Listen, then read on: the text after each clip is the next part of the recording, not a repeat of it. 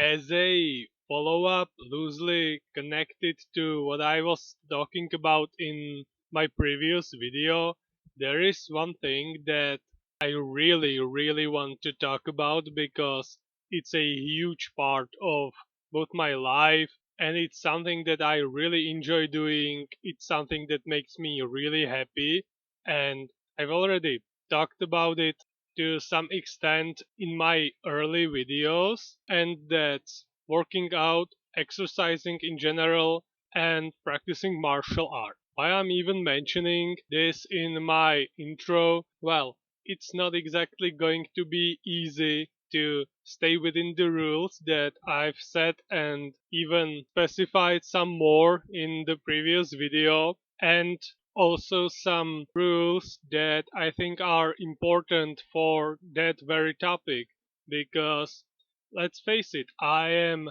not someone with medical expertise.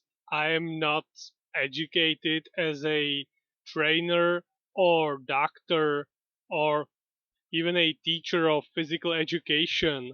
And even though I've been doing this pretty much since I was 6 years old, I started with gymnastics and worked my way through other means of moving your body till I finally arrived at the combination that I'm doing currently.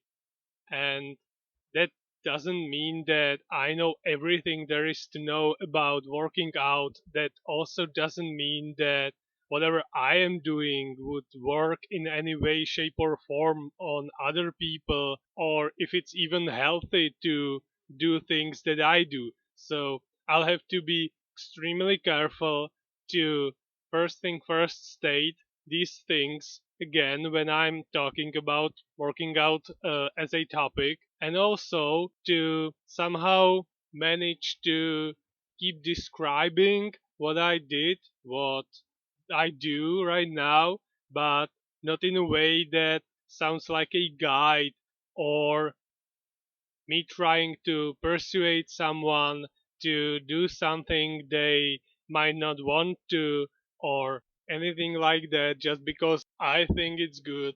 Because even if I do, again, I'm not equipped to do so, and I don't think that anyone who does YouTube and gives these crazy perfect plans to lose weight and become fit, because let's face it, after 15 years of going to the gym pretty much daily, I met plenty of personal professional trainers who I wouldn't trust with preparing a breakfast, much less with my own body. There is also that small issue that I'm not going to be showing any footage of me working out or exercising or training. I'm just going to talk about it. But I really want to. So there will have to be some sort of balance, some restrictions that I put on myself whenever I actually get to that topic, because I've been avoiding it slightly. I even am going to insert one smaller topic between the end of Asterix and the beginning of my working out talks. But I am both positively excited and I also feel slightly challenged by what I'm going to do when the time actually comes. To not sound like some pretentious guru, but I think I do have enough personal experience to sound like someone who visited the gym at least once or twice, and that whatever I am going to end up saying won't lead to anyone hurting themselves, because that's really not what I'm going for with these videos, with these recordings, nor am I trying to convince people to stay healthy, stay fit. That's not what I'm going to do ever. And well, I'm just going to talk about something that I really like to do. Now, with that being said, I am going to talk about Asterix and Obelix Mission Cleopatra, which again is quite easily one of my favorite movies of all time. One that I clearly do have some nostalgic feelings for. but objectively for me it's a fun movie that I can watch 20 years after its release over and over again, and it will still fill me with the same amount of happiness, just pure joy and fun that it did when I was a small child. So, a small premise. I think that Cleopatra was one of my first ever encounter with something we now would call memes, because it's a movie full of references to other movies, to other media. It's a mixed bag of cultures and characters that just create this colorful glitter bomb of nonsense, which somehow does make sense when it enters the screen. So, those are all my thoughts for now, and it's time to finally begin with the movie. And we start in Egypt a long time ago in the palace of the Queen of the Queens, Cleopatra, portrayed by Monica Bellucci, who is currently being taunted by Caesar that Egyptians are not really all that good.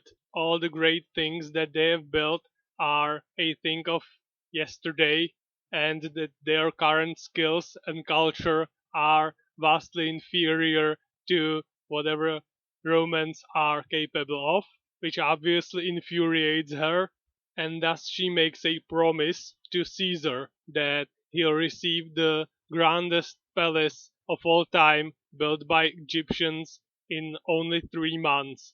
Then we switch to an architect, Numeromis, who has some interesting ideas regarding his newest project, one of them being doors that lead nowhere, that only exist in anticipation of a prospective second floor in a building that doesn't even have the first one yet, which makes the owner and the customer quite unhappy because the building is not exactly progressing the way he would like to. Numeromis makes some terrible jokes and immediately gets hauled by a patrol of soldiers to the palace. There we see the first part of feeding the crocodiles, which will come into play later, and then Numeromis is thrown to the floor and slips all the way towards Cleopatra, who then informs him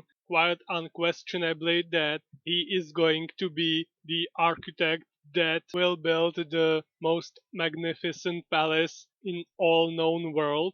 And we also get introduced to one of the main villains, Amompopis, the fellow architect and someone who's not exactly happy that Numeromis was graced with the opportunity to create something that could last forever.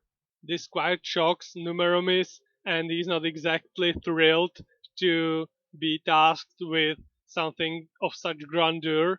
But according to Cleopatra, he is the only architect in Egypt who's capable of creating something new, something interesting, which completely swerves from the norms that most other architects available in Egypt are constrained to. Then he is introduced to an insane time limit of 3 months to create this wonder, and also to a punishment that he will face if he is to fail, which is a second part of feeding the crocodiles with a poor little innocent lamb being thrown to them in something that, when I'm describing it, should sound like a horrific experience, but the movie somehow manages to turn this into a pure comedy. Also, thanks to the reaction of Numeromis, who proceeds to question where the little lamp disappeared to, and even after trying to convince Cleopatra that this project is impossible, that in 3 months there is no way they can ever manage to even create the plans, And also there is this running gag that the Egyptian architects are always late, and his very first question was by how much he can be late, which was obviously dismissed, and then the threat of the impending doom in the claws and jaws of the crocodiles became apparent. Then we get introduced to Numeromys' friend and assistant Otis, while Numeromys is measuring the land that was picked for this grand construction and just slowly realizing the absurdity and impossibleness of his current task. After telling Otis how much time he gets, even Otis asks, as the very first thing, how much extra time they have, which Numeromis shuts down. It's just 3 months. And then Otis says something interesting, something that catches Numeromis' attention, and that's the fact that they can't make it and that they need magic. They need to be gods themselves. And then we get introduced to another running gag that Numeromis is absolutely terrible with names. When he is trying to desperately remember the name of a druid that his father told him about when he was just a little child.